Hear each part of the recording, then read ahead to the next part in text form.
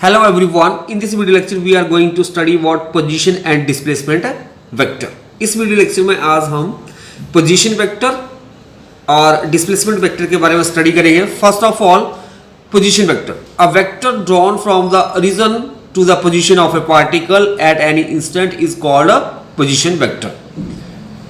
जो position vector है वो एक वेक्टर होता है जिसको हम ड्रॉन करते हैं from the origin of the particle to the position of the particle. Means जो आपके पास पोजीशन वेक्टर होगा वो किसी पार्टिकल की पोजीशन को रिप्रेजेंट करेगा फ्रॉम द ओरिजिन से. मतलब ओरिजिन से वो कितनी डिस्टेंस के ऊपर लाई कर रहा है. सो इसके लिए हम एग्जांपल ले लेते हैं. First of all here we consider a particle at point P and at a distance x from the origin and it is move along x axis. So here the position of the particle is at point P, so it is represented by OP vector equal to x vector. हमने क्या किया, consider कर लिया कोई particle जो है along positive x axis में move कर रहा है और सपोज दिस इज ये ओरिजिन है उसका और यहाँ पे वो पार्टिकल P पॉइंट के ऊपर पहुँच जाता है. डिस्टेंस कितनी कवर करता है x. तो इसको हम वेक्टर फॉर्म में रिप्रेजेंट करेंगे OP vector is equal to x vector.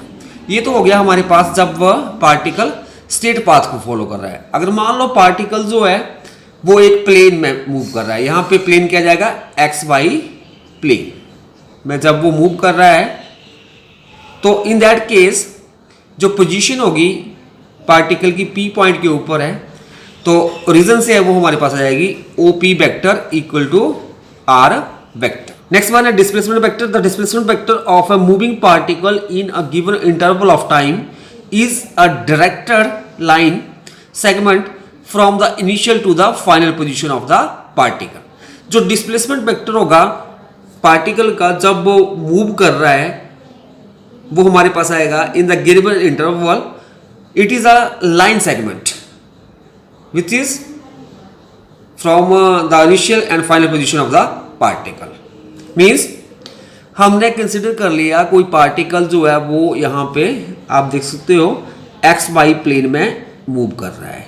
ठीक है, मान लो जब टाइम t है तो पार्टिकल P पोजीशन के ऊपर है, फिर यहाँ से वो मूव करना शुरू करता है, कहाँ पे पहुँच जाता है P1 के ऊपर और टाइम क्या आ जाता है t डैश. और हमने कंसिडर कर लिया कि जब पार्टिकल P पॉइंट के ऊपर है तो वो उसकी जो पोजीशन वेक्टर है बन रहा है ओरिजिन से वो R मान लिया और जब वो P1 पॉइंट के ऊपर पहुँच जाता है तो उसका जो पोजीशन वेक्टर मैंने ले लिया R dash vector. So displacement जो आएगा हमारे पास पार्टिकल का from P to P1 in the time interval t